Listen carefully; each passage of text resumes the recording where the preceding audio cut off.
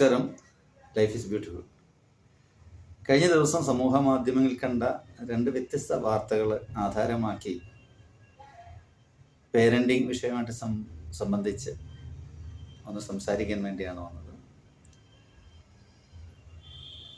17 വയസ്സുള്ള മകള് അമ്മയെ കുത്തി, അതേ കണക്ക് തന്നെ മകൾ അമ്മയെ ആക്രമിച്ചു. ഇങ്ങനെ രണ്ട് വാർത്തകളാണ് കണ്ടത്.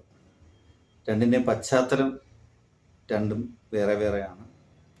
ഒന്ന്, അമ്മ മകളോട് തറ തുടയ്ക്കാൻ പറഞ്ഞു, അതിൻ്റെ ദേഷ്യത്തിൽ ചെയ്തു എന്നുള്ളതാണ്. രണ്ടാമത്തത് പറഞ്ഞത് മൊബൈൽ ഫോണിൻ്റെ ചാർജർ കൊടുത്തില്ല എന്നുള്ള കാരണം.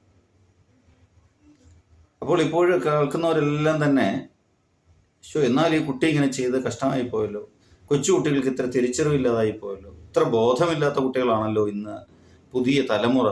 ന്യൂ ജനറേഷൻ എന്ന് പറഞ്ഞാൽ ഇങ്ങനെയൊക്കെയാണ്, ന്യൂ ജനറേഷൻകാർക്ക് ആരോടും ബഹുമാനമില്ല, ഇങ്ങനെയൊക്കെയുള്ള ഒരുപാട് പ്രതികരണങ്ങളാണ് അവിടെ വന്നത്. പക്ഷെ ഇതിനകത്ത് നമ്മൾ അഗാധമായി വിഷയത്തിലേക്ക് ചെന്ന് കഴിഞ്ഞാൽ ഇത് ന്യൂ ജനറേഷൻ്റെ ഉത്തരവാദിത്വം മാത്രമാണോ? ന്യൂ ജനറേഷനാണോ ഇതിൻ്റെ ഉത്തരവാദികൾ? ഈ ന്യൂ ജനറേഷനെ ഇങ്ങനെ വാർത്തെടുത്ത് കൊണ്ടുവന്നത് ആരാണ്? ഇവരുടെ മുൻ ജനറേഷൻ, നമുക്ക് പറയാം ഓൾഡ് ജനറേഷൻ.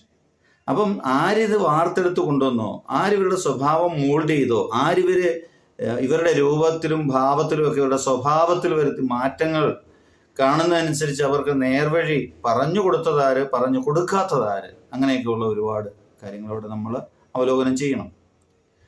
മാതാപിതാക്കളും അധ്യാപകരും മറ്റു മുതിർന്ന പല ആൾക്കാരും ഉൾപ്പെടുന്ന ഒരു സമൂഹത്തിൽ ജീവിച്ചു വരുന്ന കുട്ടികൾ, അവരുടെ ബുദ്ധിയിലേക്കും അവരുടെ പ്രതികരണശേഷിയിലേക്കും അവരുടെ സദാചാരത്തിലേക്കും ഒക്കെ തന്നെ അറിവുകൾ കിട്ടുന്നത് ഈ സമൂഹത്തിൽ നിന്നാണ്. സമൂഹം എന്ന് പറയുന്നത് വീട്ടിൽ നിന്ന് തുടങ്ങുന്നു. മാതാപിതാക്കള്, ഗുരുക്കന്മാര്, മുതിർന്നവര്, ഇപ്പം അവർ പഠിക്കുന്ന കലാലയത്തിലെ സുഹൃത്തുക്കള് എല്ലാം തന്നെ.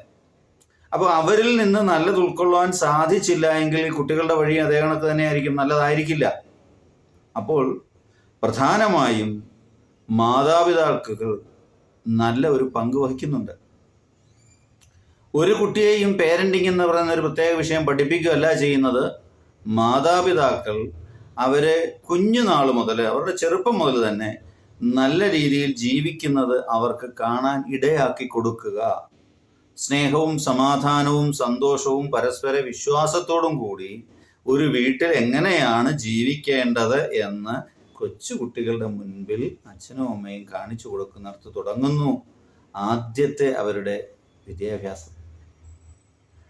അവിടെ എന്തെങ്കിലും രീതിയിലുള്ള താളം തരൽ പറ്റിക്കഴിഞ്ഞു കഴിഞ്ഞാൽ വിദ്യാഭ്യാസത്തിൻ്റെ അടിത്തറ അവിടെ പാളിപ്പോവും. അതുകൊണ്ട് ചെയ്യേണ്ടത് ഓരോ മാതാപിതാക്കളും കുഞ്ഞുങ്ങളുടെ മുന്നിൽ നല്ല രീതിയിൽ ജീവിച്ച് കാണിച്ചു കൊടുക്കുക. പിന്നെ ചെറു ജോലികൾ അവരെ കൊണ്ട് ചെയ്യിക്കുക. ചെറു ജോലികൾ ചെയ്ത് അവർ വിജയകരമാക്കി കഴിയുമ്പോൾ അവരെ ഒന്ന് അപ്രൈസ് ചെയ്യുക, ഒന്ന് പൊരുത്തി പറയുക, മോട്ടിവേഷൻ കൊടുക്കുക. ചെയ്തത് ശരിയായില്ല, തെറ്റായി പോയി കഴിഞ്ഞാൽ അവർക്ക് അതങ്ങനെയല്ല മക്കളെ ചെയ്യേണ്ടത്, ഇങ്ങനെയാണ്, ഞാൻ കാണിച്ചു തരാം എന്ന് പറഞ്ഞ് അവരുടെ കൂടെ നിന്ന് ചെയ്ത് അവർക്ക് വേണ്ട അറിവ് പകർന്നു കൊടുക്കുക. ഇന്നത്തെ കുട്ടികൾക്ക് അങ്ങനെയുള്ള അറിവുകൾ കിട്ടുന്നില്ല.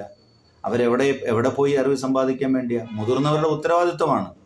ഈ മുതിർന്നവർ കൊച്ചുകുട്ടികളായിരുന്നപ്പോൾ അവരുടെ മുതിർന്നവരെ കണ്ടുപഠിക്കുകയോ അനുസരിക്കുകയോ ചെയ്യാതിരുന്നതിൻ്റെ ഒരു പ്രതിഫലനം മാത്രമാണ് ഇപ്പോഴുള്ള ഈ കുട്ടികൾ കാണുന്നത്. ഞാൻ ഈ കുഞ്ഞുങ്ങളെ ന്യായീകരിക്കുകയല്ല ചെയ്യുന്നത്. ആ കുഞ്ഞുങ്ങൾ ചെയ്തത് അത്യന്തം തെറ്റ് തന്നെയാണ്. പക്ഷേ അവരെ ആ തെറ്റിലേക്ക് നയിക്കുന്ന സമയത്ത് അവർക്കൊരു നേർവഴി കാണിച്ചു കൊടുക്കുവാൻ പരാജയപ്പെട്ട ഒരു സമൂഹത്തിനെയാണ് ഞാനിവിടെ അടിവരയിട്ട് കാണിക്കുന്നത്. പ്രിയമുള്ളവരെ, നമ്മളുടെ കുഞ്ഞുങ്ങൾ നമ്മളുടെ സ്വത്താണ്, നമ്മളുടെ ഏക സ്വത്തെന്ന് നമുക്ക് പറയാം. വിലമതിക്കാനാവാത്ത ആ സ്വത്തിനെ നല്ല രീതിയിൽ മോൾഡ് ചെയ്ത് ഈ സമൂഹത്തിന് വേണ്ടി, ഈ രാഷ്ട്രത്തിന് വേണ്ടി നമ്മൾ നൽകുകയാണ്. അവർക്ക് ഏറ്റവും നല്ല സ്വഭാവവും സമാധാനവും സന്തോഷവും ഉള്ളൊരു ജീവിതം നമ്മൾ വിചാരിച്ചാൽ മാത്രമേ ഉണ്ടാവുകയുള്ളൂ. അത് മറ്റാരാലും സാധിക്കുകയില്ല.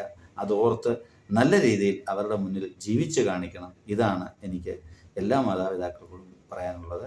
Thank you. Life is beautiful.